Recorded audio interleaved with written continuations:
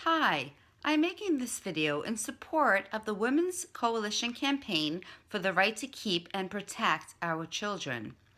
My name is Suzanne, and I'm here to tell you a little bit about what happened these last 16 months. January of 2015, I chose to leave my husband's house, whom I lived with my son, for 15 months. Prior to that, my son wasn't accepted because he wasn't wanted and I did not abort.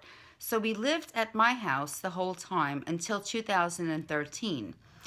We lived there shortly for about 12 months to 13 months, and something occurred which led me to leave and vacate the home. I took my son with me, and within 5 or 6 days, I had a knock on the door and an affidavit from a child psychologist whom rarely saw my son, however, did see my stepsons, which is my husband's two children, since they were just 3. Anyway, they said that I was abusing my son and he had to immediately vacate, and they took my son away from me. I had 2 hours to release him. So unfortunately, I had no choice but to have my son put back in his father's home. I was on CPS as a child abuser. It took me 14 months to appeal, and I finally got the court date, submitted about 1,100 pages of proof from the past indicating that this was never an issue.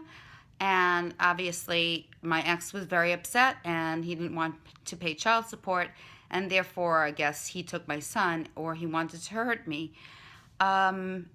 Now the problem is, now the CPS actually is in my favor and everything went well, thank God, and I'm off the charges and allegations. They now don't want to give me custody of my son because my son was in his father's home for 15 months.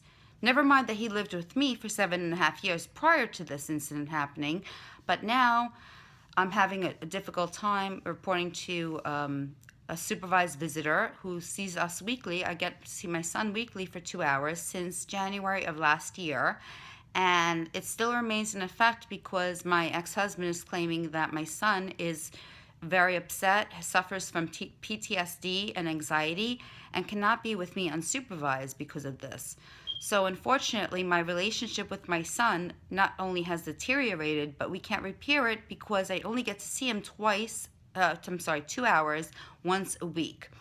I spent $300,000 in a matter of 13 months trying to subpoena documents, court records from the prior schools, as well as a divorce that was pending that my husband was giving me.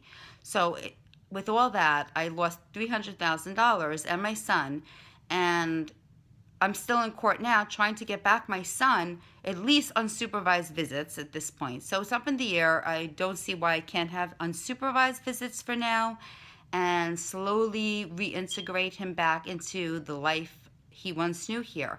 But as of now, we're just battling and it's more fees. So up till now, it's been over $300,000, and I suspect it'll be about close to $400,000 by the time this is all over.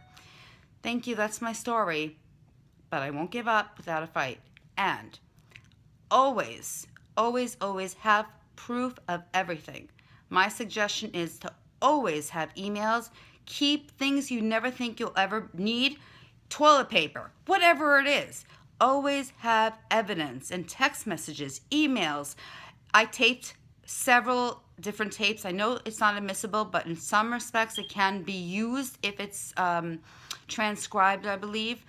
I did that, and I was able to use that with my CPS case, but because I had a lot of proof, it helped me substantially defend my case. And I still have proof, so hopefully I'll win back my son. Thank you.